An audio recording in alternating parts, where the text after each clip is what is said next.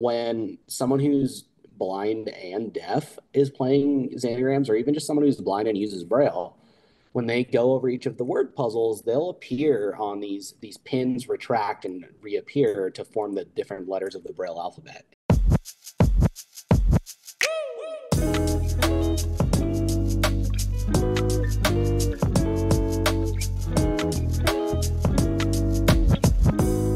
Hi everyone, my name is Arevya and welcome to Access Gaming, the show where accessibility meets gaming. And today I'm here with Zach. Hi Zach, can you introduce yourself? What's your name? What are your disability? And what do you do? Yeah, so I am Zach Tidwell. I am 28 years old and I'm completely blind, deaf in one ear, and I've had multiple traumatic brain injuries. So there's a lot going on there, but I've been blind. I lost my sight and the hearing in one ear almost 5 years ago, and now I'm an indie game developer and public speaker and entrepreneur. Zach, we met on Facebook, of all things.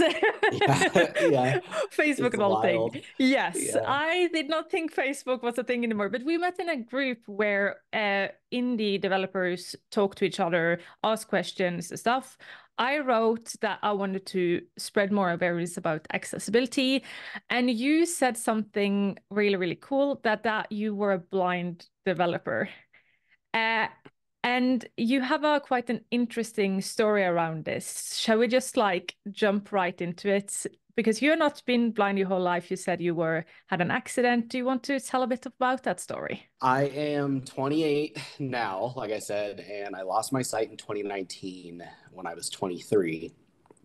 I was totally sighted and lived a normal life up until that point. I had just gotten out of the Marine Corps 9 months beforehand and was struggling with very severe depression as a result of some head injuries and some personal stuff that I went through. And then that led me into alcoholism and eventually to the point where I didn't want to be here anymore. And so I attempted suicide, and that's how I lost my sight and my hearing. Since then, obviously there was a big process of Yeah. learning how to do everything again. And I mean, I had to learn how to do everything from brush my teeth and walk again to like now I do what I do, which is cool. But 8.5 months after I shot myself, I was on a mountain trying to snowboard again, and it wasn't very successful, but like I was doing it. Oh, And damn. yeah, so that was a big stepping off point for me where I realized like, okay, life isn't over here. Like No. I can get back into these things that I used to do and more. Yeah. So I started working towards it. And so that I my suicide attempt was in March of 2019. This was December of 2019. In January of 2020, I got back into college and, started working towards getting back on my own. I got to rock climbing, got into whitewater kayaking, started doing Brazilian jiu-jitsu, Oh, cool. and was doing all this while I was going to school. And at the time, I was going for clinical psychology because I was hoping to kind of turn this into a positive and help other people with it. Yeah.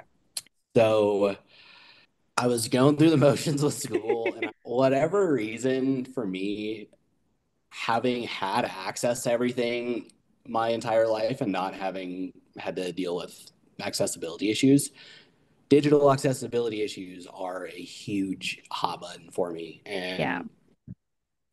And a year and a half after I got back into college, I reached a statistics for clinical research class, and Yeah. nothing about it was accessible. No. I mean, math is hard to make accessible to screen reader, anyways, Oh, I can but imagine. It's hard. yeah, it was, Math is hard even when you have sight and can see the models and you try. Like I also had math when I was at university, and it's a whole deal.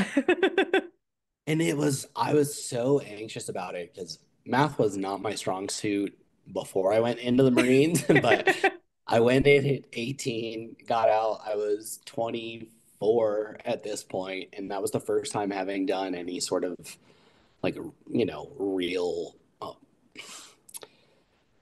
I've done adult math in between those times, Yes. but not classroom type of math. No, And so it's a whole different ball game.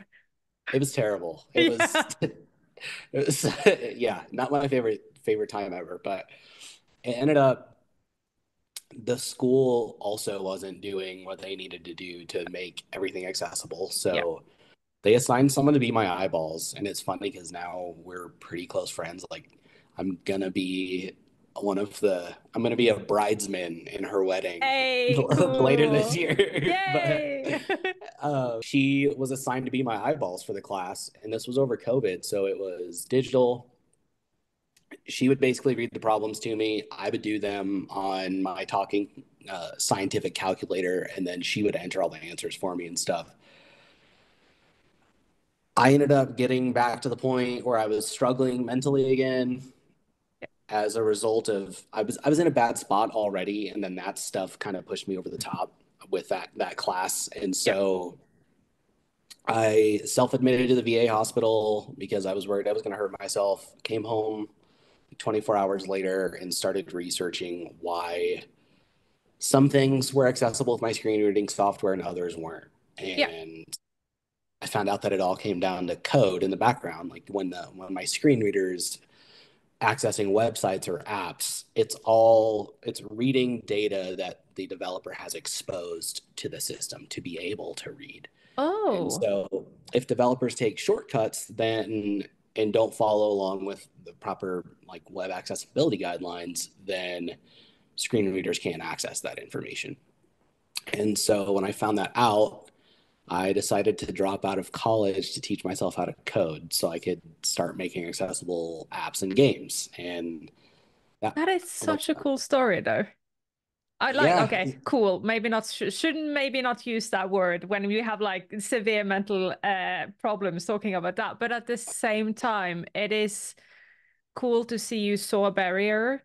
You've tried to figure out why it was, and you said, you know what, I do it myself. yeah, and it's become turned in from an idea into a passion that's turned into a teeny tiny business that I'm hoping to grow so accessible things can become more mainstream. We'll see if that happens, but you know, regardless, I think I'll probably develop no matter what I do, I'll be developing things for the rest of my life. I enjoy it, and it's cool knowing that you're putting accessible things out there because like Yeah, it is needed the though.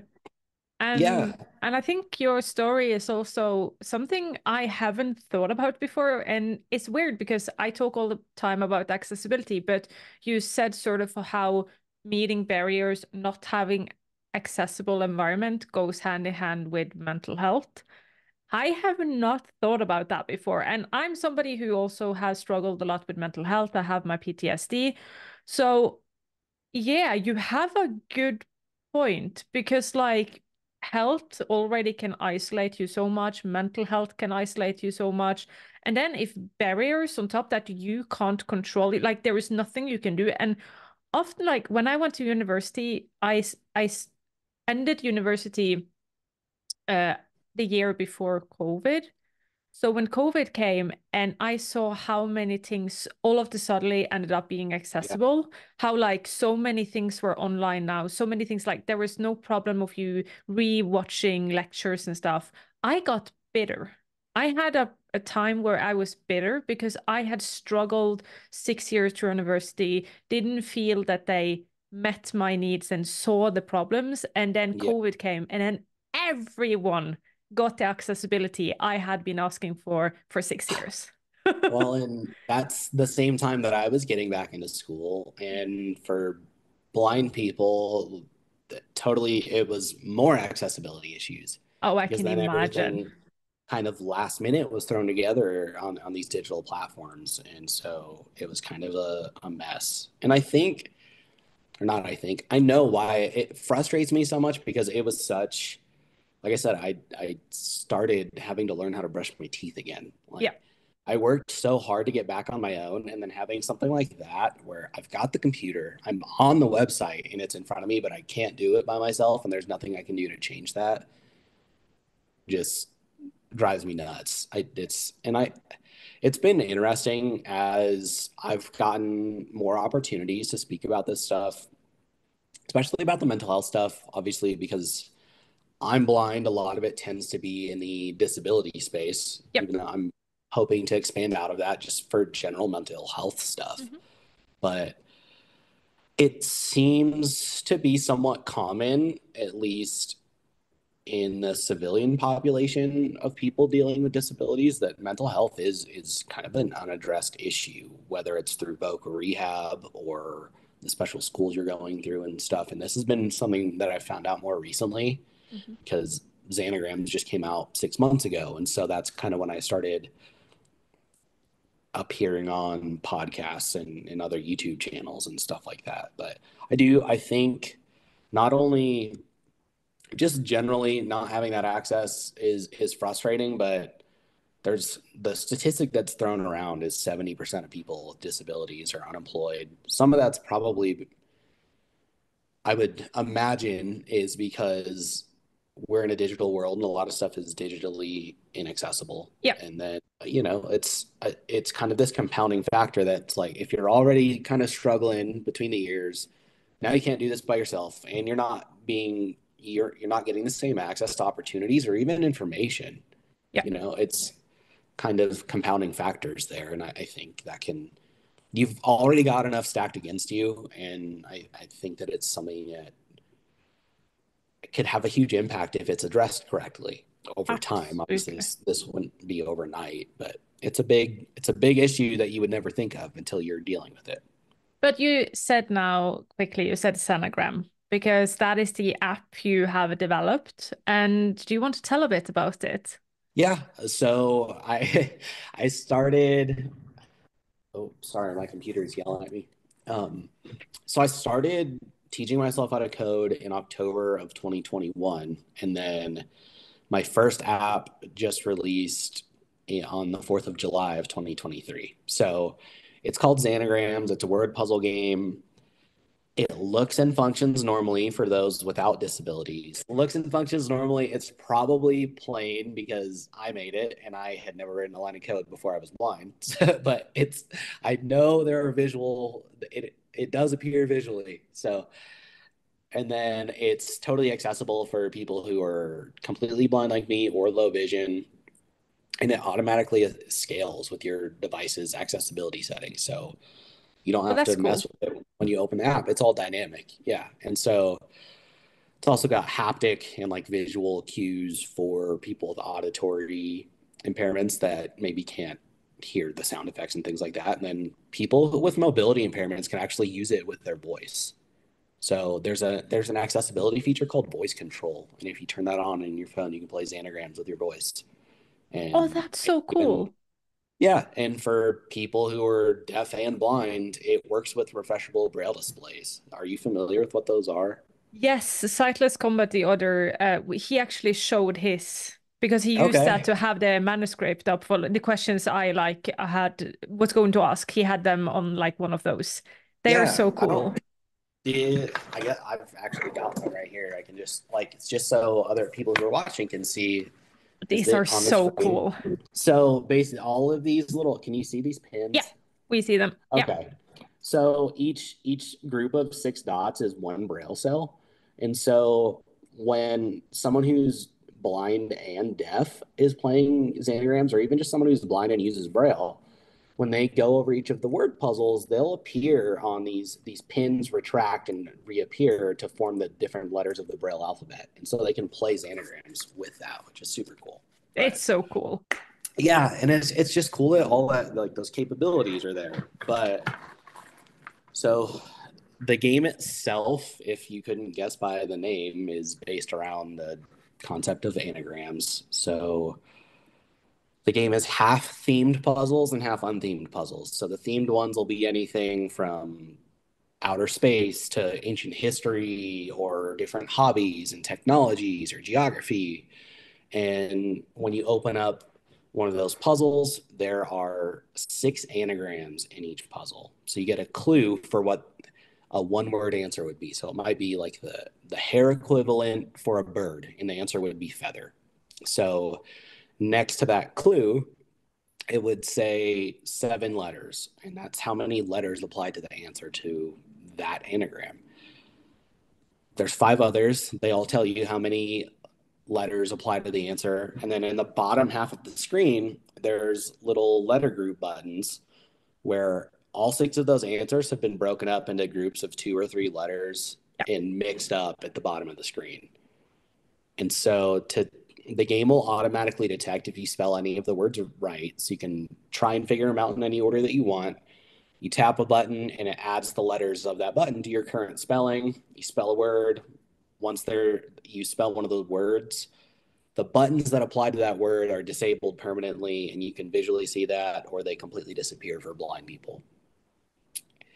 So you can use the process of elimination to finish the puzzle, because by the time that you've solved each of those 6 anagrams, you've used every button once.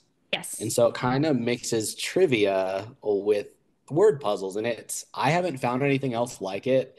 I definitely haven't found anything else like it that's accessible. So I guess I could have missed something that's just inaccessible. But and So, I'm working on adding leaderboards and stuff. So like, because ooh, now you can share your scores with friends, yeah. but just have them automatically be, if you're signed into Game Center, have them pop up so you don't have to send them directly back and forth. But yeah.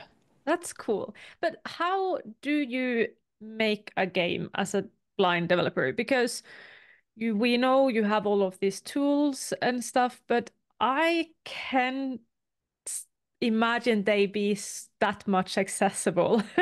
I know games are on a really rise of being accessible. We see so much more game developers wanting to do that, but the tools that you need to make them, are they as accessible? No, and that's the problem. So currently, no game engines are either like either they're completely inaccessible for developers and their products end up being inaccessible, or they're just, they don't meet one of those 2 criteria. So I went, there was a long research process of just trying to find tools that were accessible. And that took me forever early on because I didn't know how to code. So I didn't understand like what a lot of the components of these tools were meant for. But Yes. so I don't use a game engine. I develop Okay. natively for Apple platforms. So I use a Mac. I use Apple's app called Xcode, which is an integrated development environment. Basically, that's a common term in programming. Those are the apps that you write code in. You write them in whatever your programming language is. And when you try and run the project, it compiles that down into binary that runs on an actual device. So it goes from human readable, somewhat human readable, like gibberish, to ones and zeros at the lowest level. And so Xcode is like 95% accessible. And so I just use that with voiceover, and I found accessible articles online and started reading and practicing. And that's how I learned over the course of, a year and a half or so. But this is a huge, I feel like, loss of opportunity in the market then, because we we need, like, I always talk when I have my speeches and public speaking, I talk about how if you want to have more accessible games, you need to let us who knows what that means to have a space by the table. But like nothing about us without us, that good old saying in the community. But I feel like it's almost the people sitting by the tables' job to make that space, to pull up a chair and say, like, hey, you can sit with us kind of deal. And I I'm ashamed a bit that I didn't even think about that games can't be accessible, making them as well. Because I talk so much about the end result, but like how do game developers or game companies, let's put it a bit above, like on company level, expect things to reach the end user if not even the makers of the game can even access them? And I think it was so mind-blowing when you told me that things aren't accessible. Like that should be like the standard. Yeah, and it's even, you know, as Apple is huge on accessibility, like publicly facing, they are huge on accessibility, but Yeah. it's they have so many products, like not everything is going to be immediately accessible, but they've Yeah. also, I mean, over this period, I've reached out several times about these accessibility issues and like because they're so big and so compartmentalized, like nothing ever gets addressed, which is Yeah. frustrating. Yeah. But I do think so the with the nothing with us without us idea, I just recently heard of that for the first time. So I might not fully know it. I mean, I get the general concept, but Yeah. I'm sure there's some nuances I don't understand. But I do think if you want to make the argument that, hey, include people with disabilities in that discussion for those different accessibility features, Mhm. if you really want to push that as someone with a disability, like do your homework and learn a little bit about coding. Yeah. And so then you can have at least at a high level a technical discussion with these people about like, oh, this might be a good place to think about implementing it in this way, or and because it's hard.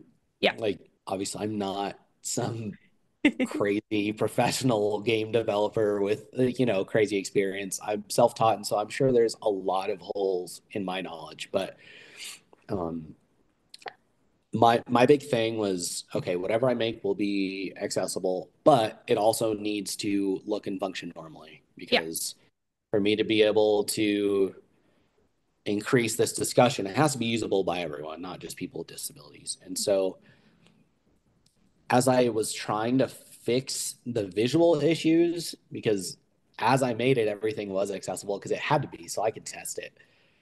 But to make it all visual, I would communicate with like my girlfriend or my parents when they would come over, and I'm communicating with someone who knows nothing about code, and I would show them a screen and be like, "Hey, uh, there should be a title on the top. It should look like it's bold, and then this and this and this. What do you see?" And they're like, "Well, there's a big white block." And I'm like, "Okay, but where?" Like, and when there's that disconnect, it's I can only imagine it at the level that those guys are operating Yeah. at. That probably only gets harder because Yeah. it's more and more technical. Yeah, and I understand what you mean because like when I started to talk to developers, especially indie developers, I started to like tell why things didn't work for me. And a lot of times there was like two reasons most people said to me why the game wasn't accessible, and two really good reasons. Because most of them wanted me to play the game. They were like, "Well, we want you to have fun with this. This is like this is why we do this. We want people to have fun." But number one, it was just something that wasn't possible to do with the game they made. Like they either had done choices early in development that locked out a possibility like this, or design choices and stuff like it just wasn't possible. They have thought about it, but it didn't work for them. It also, of course, money. That is an important thing to think about because I wish we could just make games with like love and air, but in the end, it needs to be funded somehow. And they need to think about the bottom line. It's just how it is. All companies need to do that. Well, And and the like yeah, the companies that make the game engines they don't make the accessibility support out of the box. Obviously, you can't make everything accessible to everyone, no, but if it was at least the structure was somewhat there, it would yeah. set people up for success from the beginning. Yeah. Yes. And number two was just not knowledge. Like it was just they didn't know. Yeah. Because there is so easy to say, like I have already said twice in this interview that you have told me something I didn't think about. And I am literally knee deep into the accessibility community. Everything I do every single day is about accessibility. And every single day I learn new things.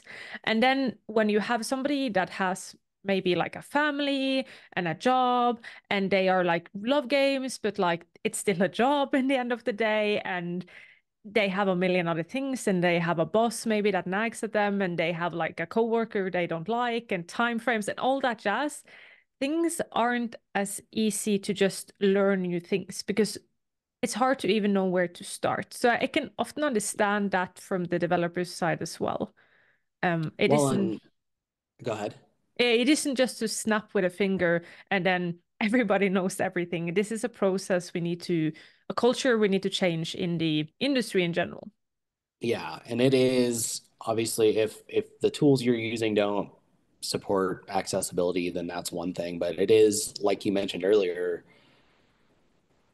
if they've created a project and haven't it accessibility support is largely a design problem. If you take out the variable of whether or not the tool that you're using can output accessible interfaces, outside of that, it is a design issue. And so if you don't design your data in the beginning with the intent of exposing certain data to an accessibility system, Yep. it is a nightmare to rework it because you will have to break everything and essentially redo it over again. Yeah. So it Yeah. is, but the only way to fix that is more of these conversations. And Absolutely. And I'm so yeah, glad that you're willing to talk about this. Like you're willing to actually go out there and say, hey, the tools we're using, because I don't think a lot of people know that. I think some of us just assume coding is accessible, but not. And I've had my eyes open to that and it gave me a new understanding. And yeah, hopefully somebody else, yeah, yeah, and see this and learn something. it's it's not programming's not easy. It's like it's very technical. And so like if you have to break everything to rework it like that, like you have to give people some grace, especially if they're open to the discussion, but they're like, hey man, I can't do that right now. Yeah. Maybe on the next project, like let's talk about it. But a lot of people, myself included, I'd never met a blind person before I was blind. I have a younger sister with special needs, so I'm not new to being around disabilities, but I didn't know blind people could use a computer or even live on their own, So if you're a game developer just doing your own thing and you've never been around that, you don't even know that it exists. Yeah, I have so many. So when I do my streams, I play with my feet and I have a camera that is pointed at my feet so people can see like how I do that. Wild. Yeah, it's so cool. It's so much fun. And it's for me the my accessibility need is not a barrier where I can't access something, but it's a barrier of if I do this, it will take energy away from me and it will increase my pain. How much pain am I willing to tolerate to do a hobby I love? So that is Yeah. sort of more my accessibility need. And a lot of times people stop by my stream because, of course, I have those. I play with my feet. And of course, it's so clickbaity. Everything of those is so clickbaity. Yeah. And people come in and they would, like, so many times they go, like, oh, wow, I have never thought about this. And Yeah. then you see, like, when they're part of my community over some time, how like the ball starts rolling, the snowball starts gaining traction, and they just like, oh my God, the world isn't accessible. And they start learning all these things, but you need something to get the snowball rolling. That just doesn't Yeah. start by itself. So we need people to talk about it and we need people to show it and understand that if we talk more about it, maybe we can have a change in the industry so more people are willing and can learn, have the possibility to learn. And I think even just understanding that that's possible from the get-go, like it's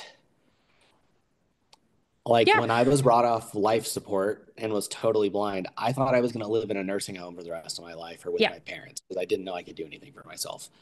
Now I snowboard and rock climb and do all this other stuff. And like, but when I meet other people for the first time, again, who haven't been around blind people before, they're like, you do what?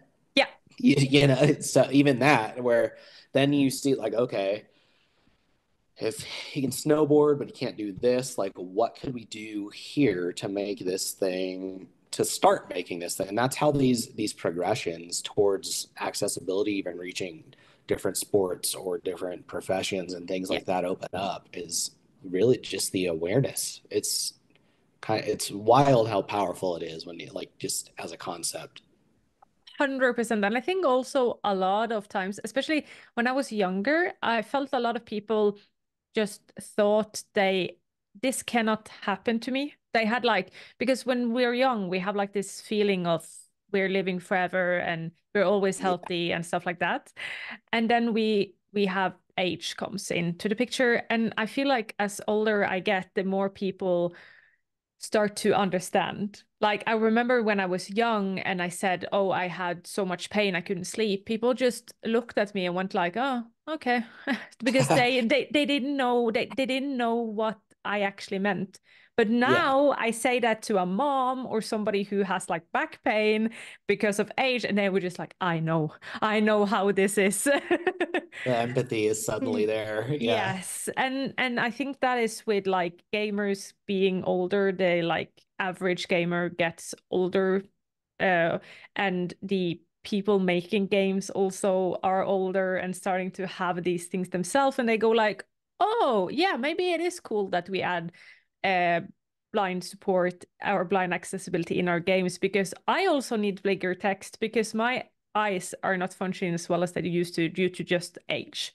And I Yeah. think that is like a, again, people just need to understand and have it around them and normalize it. I'm a bit curious. Have you always liked games? Yeah, it's interesting because I don't play video games now. I like programming. That's kind of my if I'm gonna do something nerdy now, it's that. It used to be I used to play a lot of Xbox. Yeah. Was big into like first person shooters like Battlefield or Rainbow Six Siege, and then stuff like Skyrim. Oh, Those yeah. big open world RPGs. Those were kind of my thing. It's interesting though, how like when we get one new hobby, we're just like, okay, but this is now my life. Yeah, and like it's I work out every day, and then I hit jujitsu 4 or 5 days a week, like when I'm in town and not on a trip skiing or whitewater kayaking or whatever else. But yeah, during the day, like this is kind of this is what I do during the day, and when I Yeah. just need to fill time, and obviously I'm trying to build a business with it, Yeah. but yeah, it's I don't feel that like even want to play them anymore because I enjoy the creation process. It's Yeah. weird. It's totally shifted. And I've tried playing some I've tried playing like The Last of Us Part 2, and I can't remember what Gears of War it was, but one of them was like partially accessible that I played a little bit of after I was blind, but it just doesn't check that box for me anymore. What do you think is the biggest misunderstanding people have when it comes to being blind and being a game developer? I think it's probably the fact that it's possible. Again, I'm sure Xanagrams probably looks plain. Like I know the general colors that I use and the gradients and the different, plays with the opacity and stuff that I did, but I mean, it's a working visual game, and the fact it can be done completely blind like that. Yes. I outside of even if blind people can use computers, I think knowing that that is possible is something that probably 90% of developers don't realize is the thing. I can imagine, yeah. Still when I talk to people in the industry and tell them about games and that being fully blind supported, they are shocked. There is still like light bulbs going up, going like, haha, okay, now I learned something Yeah, new. But I think it is a big market for it though. I have had a stand once on like event for disabled people could come and check out different accessible tools. And I had a stand about gaming accessibility. And there were actually a lot of blind gamers coming over to me and just like, do you know any mobile games? Because buying a whole PlayStation for the few games, we hope it will be more, but it still yeah, isn't necessarily, if you're not a huge gamer, can be a bit of a big stretch. But most of us, if not everyone, have a phone. So yeah. phone games is like they are just in general more accessible. And I think that is really cool. That is where it gets tough though, because if it's any most most like bigger mobile games, like more mainstream mobile games use either Unity or Unreal. Neither one of those are accessible Yeah. for developers or output accessible products. So Yes. it's kind of that trade-off. And yeah, I get that argument with the console thing. That's why I haven't gotten into any other games. Like I would love to try the new Forza and Diablo, but I don't want to go spend $500 on a console just to have those two games. And Yeah. then, especially since I'm deaf in one ear, it's hard for me, right? Like the adaptation is then binaural audio, and I Oh have a hard time yeah. locating sound. So Yeah. that was part of the struggle that I had with like The Last of Us. And I was blown away by how accessible it was, and it was so cool, but it was just I don't know how I forgot about like that being a big factor in me messing with it anymore. I think I'm just used to it now. But No, yeah, it's so normal to forget things like that. I sat and I ate dinner with my fiance, and I said to him like, "Oh, don't you hate it when like you swallow like this handful of pills and then one of them gets stuck?" And he yeah, looks at me and he was just like, "No, honey, because I don't swallow a handful of pills every yeah, single day. I don't do yeah, things like that. So no, for me that is not." So I was just like, oh yeah, yeah, that's not that is not what yeah. non-disabled people do. Well, Just even forget just it. forgetting like even stuff in your own daily routine. I walk out of the door without my cane sometimes, and I will get outside and be locking my door, and I'm like, what am I doing? Like, Yes, but I it can't go is. anywhere. I always say that when I'm inside my house, I forget all the time that I have chronic illnesses, that I'm disabled, and then I meet the world, goes outside and meet the world, and I was just like, oh yeah, okay, yeah, this is why I have disability benefits. Yeah, I don't know. It's wild how, I mean, when you have the ability to adapt your space like that, it does. It just becomes second nature. It does. Do you think there is any benefits then of being a game developer without sight? Like, I can think that you have a unique possibility to understand the blind gamer and like what do they actually need? Yeah, on that front, I definitely have an advantage, right?